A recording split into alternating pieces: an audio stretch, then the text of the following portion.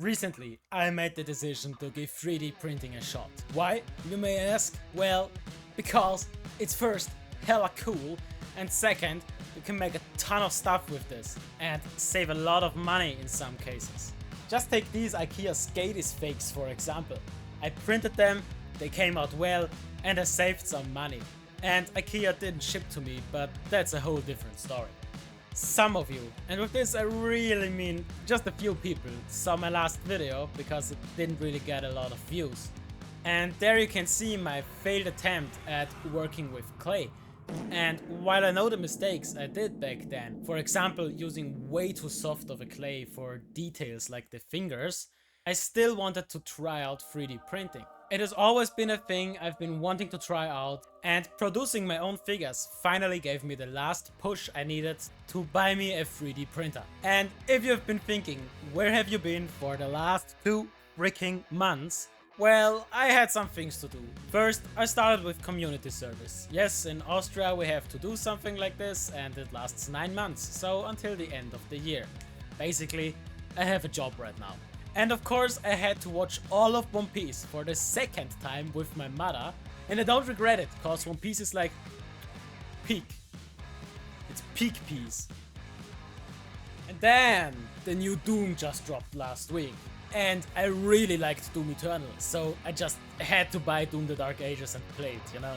And on top of that, I printed 2 figures, I painted them, and of course this didn't go easy. I had a lot of fumbling with the supports and print failures sometimes, etc. But I'm back now with this video, and I hope you won't have to wait so long for the next video. Anyways, in this video I will talk a little bit about my printer, the Bambu Lab A1. Give a little bit of my user experience with it and what I think about it, and in the end I will print and paint my very first mini, which of course has to be the Doomslayer. And now, without further ado, let's just jump straight into the video.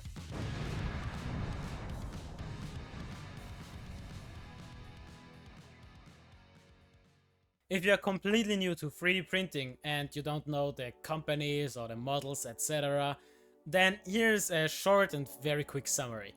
There are basically 2 types of 3D printing. The first one is resin printing, which uses a UV reactive resin, and it's highly toxic, so you have to wear a lot of gear and handle it with care, but it also delivers the highest quality of detail. And the second method is FDM printing. This one is much safer to use and you don't need any gear. You print it and it comes out finished, you know, you just have to prime it and paint it and that's it. However, FDM printing doesn't produce as much detail as resin can. Now, the way a resin printer works is pretty simple. You have a UV reactive resin in a tank, and below that is a screen that produces UV light. The UV light shines on the resin, it hardens in that part, and it works layer by layer upwards, like that. The FDM printer on the other hand uses a spool of filament, so it melts the plastic in there and works layer by layer with that. So FDM is just basically molten plastic, and resin is UV hardened UV reactive resin.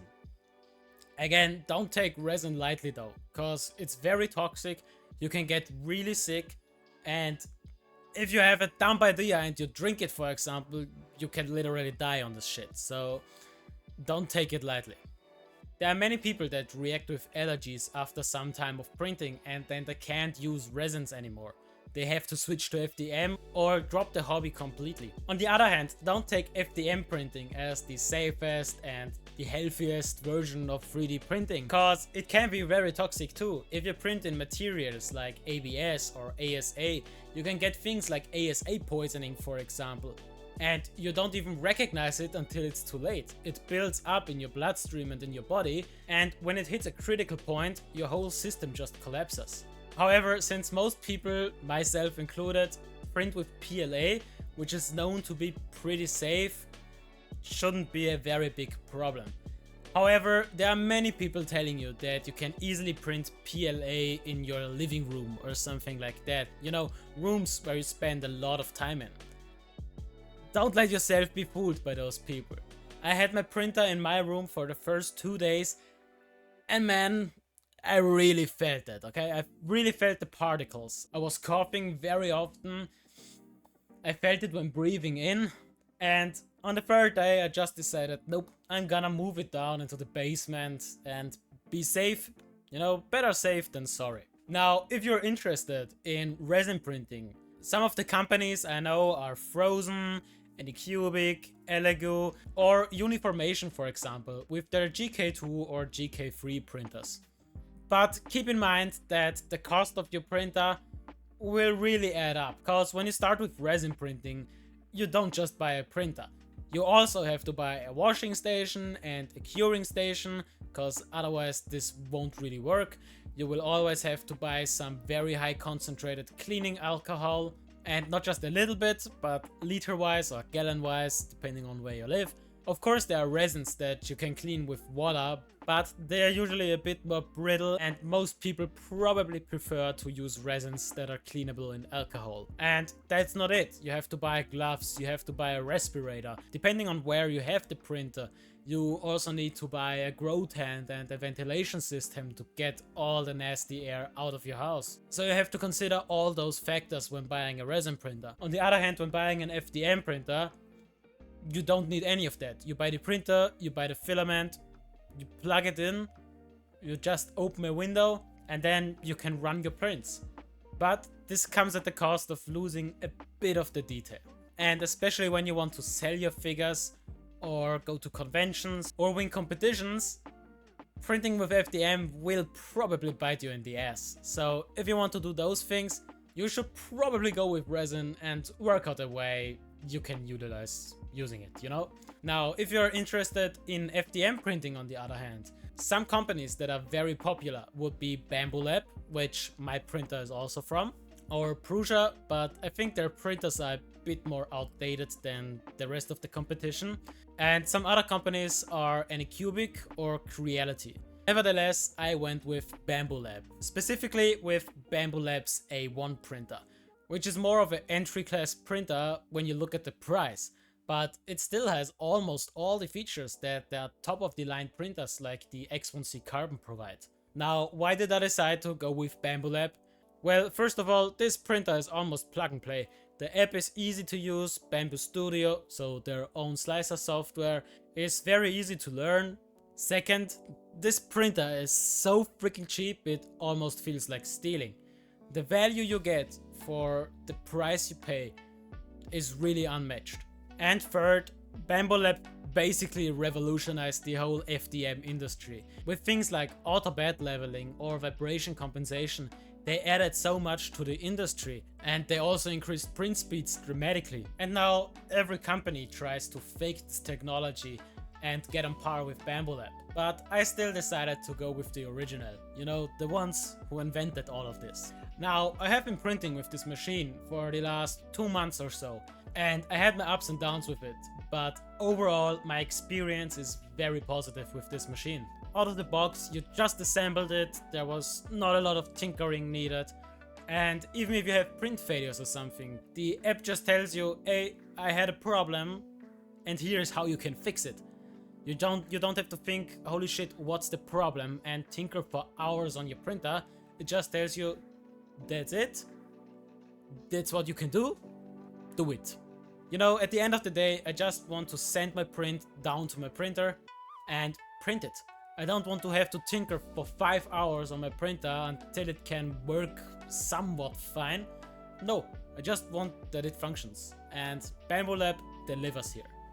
And now I probably talked so much about printers and printing technology that you're either gone or you're still with me and you're interested, how can this beast print now? So don't worry, I will put this machine to the test with 2 minis today. Now, the first thing I printed was a mini demon I bought from my mini factory. I will link it down in the description if you want to buy it too. It was only like $3 or something, and I think it delivered a pretty good result.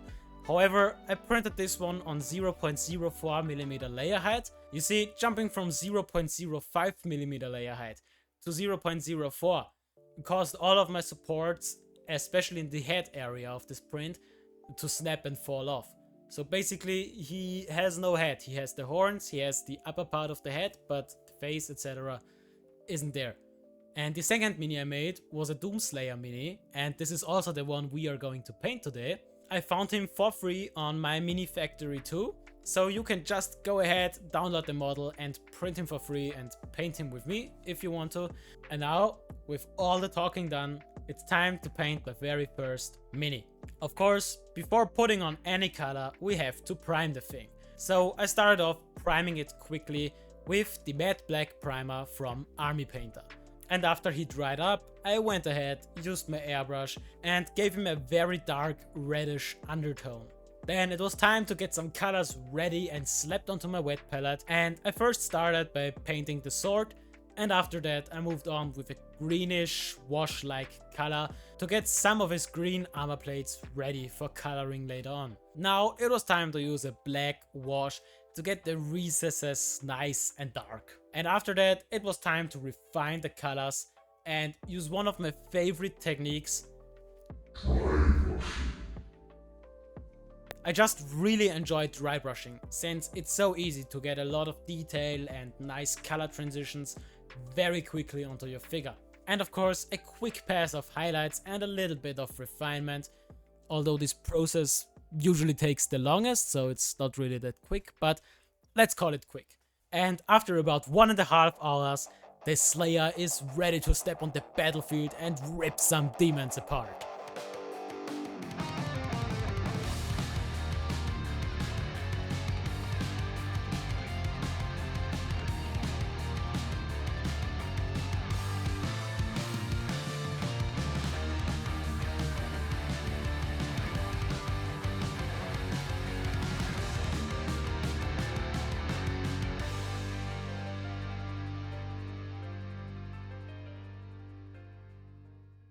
Now, what do you think of the result? This Slayer mini was very quick and very fun to do. And again, although some parts broke off because I was pretty incompetent with handling him, I still think the result looks pretty good. Especially standing on the table, I think he looks pretty neat. By the way, have you played the new Doom?